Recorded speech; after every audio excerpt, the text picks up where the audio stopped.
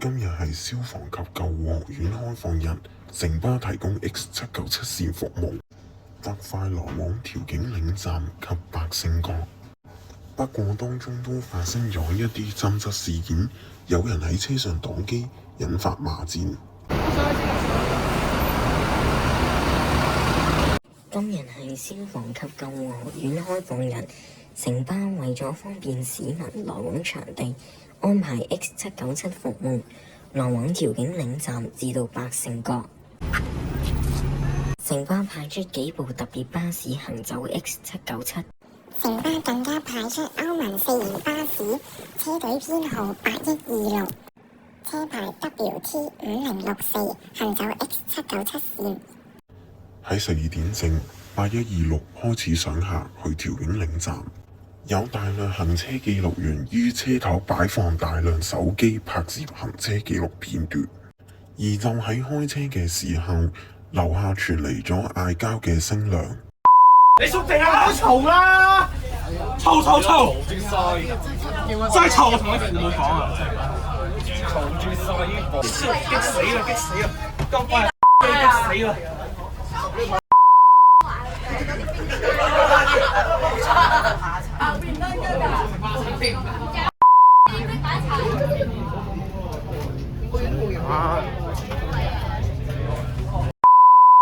唔好成日用粗口鬧人啊！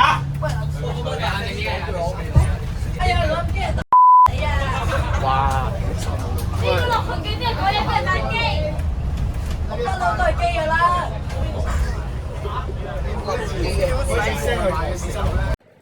而有人疑似喺樓下扮港鐵廣播，令到其他人不斷指責佢。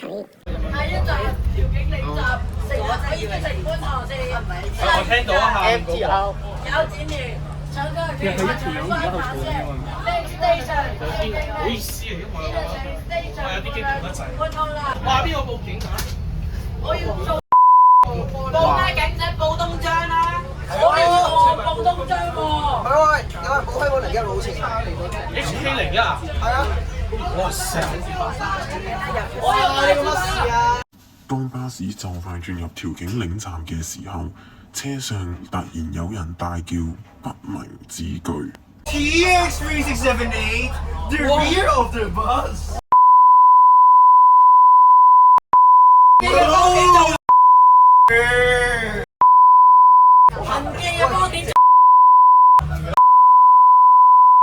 巴士到達調景嶺站嘅時候，有大堆人衝出馬路。哇，唔係啊嘛！我都準備停下，唔好意思啊。